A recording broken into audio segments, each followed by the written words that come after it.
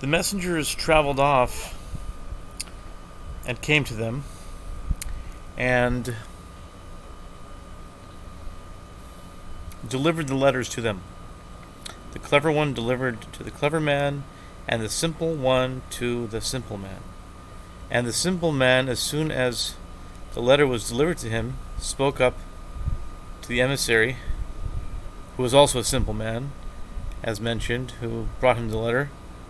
"I don't know what is written in the letter. Read it for me." He answered him, "I'll tell you from memory what is written in it."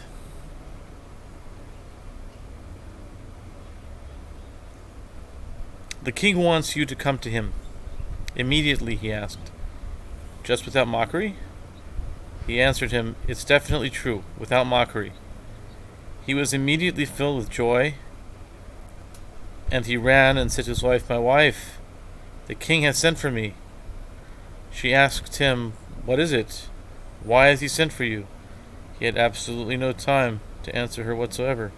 He immediately rushed himself joyfully and went ahead and sat himself in the carriage so that he could travel off with the messenger. Meanwhile, he noticed the clothes there, which the governor had made on his behalf and placed in his carriage. As mentioned, he became even happier. Now he had clothes as well, so he was extremely happy. In the meantime, the king was delivered condemning a disclosure regarding the governor, that he commits fraud, and the king removed him. The king made up his mind.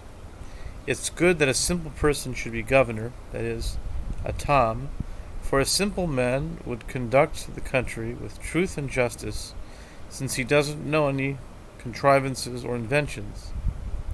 So the king felt that he should make the simple man who was the friend of the clever man, whom the king sent for, governor. The king sent an order that the simple man who he had sent for should become governor. Now, the simple man needed to travel through the city of the governor. Thus, they should station themselves at the city gates, so that as soon as the simple man arrives, they should detain him and give him the appointment that he should be governor. They did so, and they stood at the gates, and as soon as he drove through, they stopped him and told him that he has become governor. He asked, "Just without mockery?" They answered, "Definitely, with no joking. We are not mocking you." The simple man immediately became governor with authority and power. And now that his mazel had improved, and mazel machkim, the mazel makes a person smart or wise, now acquired a bit of discernment, understanding. Nonetheless, he did not make use of his wisdom at all, but instead conducted himself with his tamimus as before, and he led the state with tamimus, with truth, and with integrity. And he dealt absolutely no falseness or injustice to anyone. And for the management of a state, one needs no great intellect nor special knowledge, just uprightness and tamimus. When two people came before him for judgment, he would say, "You are clear and you are liable," purely according to his tamimus and his truthfulness, without any deceit or falseness. And thus he conducted everything with truth. The country loved him very much, and he had loyal advisors who truly loved him, and out of love one of them gave him advice, inasmuch as you will certainly have to appear before the king, since he has already sent for you, and moreover the procedure is that a governor has to come before a king. Therefore, even though you are very sincere and the king will not find any corruption in you, in your leadership of the country. Still, however, it is the routine of the king when he converses, he speaks tangentially and starts discussing wisdoms and languages. So it is fitting and it is etiquette that you are able to respond to him. Therefore, it is right that I should teach you wisdom and languages. The simple man accepted this and received wisdom and languages, and immediately came to his mind that his friend, the clever man, had said to him that it is impossible in any way that he should reach his wisdom.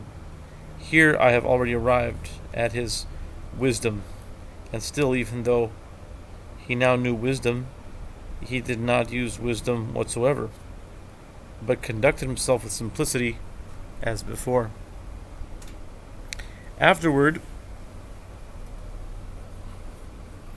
the king dispatched for the simple man, the governor, to come to him. He traveled to him.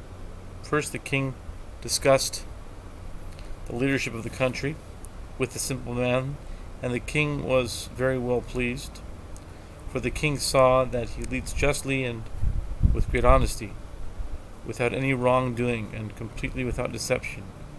Then the king began to talk about fields of knowledge and languages. The simple man replied to him, as one should, and the king was even more pleased. The king said, I see that he is such a smart person, and yet he conducts himself with such an innocence. He pleased the king very, very much, and the king made him a minister over all the ministers. And the king ordered to give him a special city where he should live, and commanded to wall him about with a very beautiful walls, as it is befitting, and gave him a writ regarding the fact that he shall be minister. And so it was. They walled him about with very fine, beautiful walls in the place where the king had ordered, and he took on the greatness in full effect.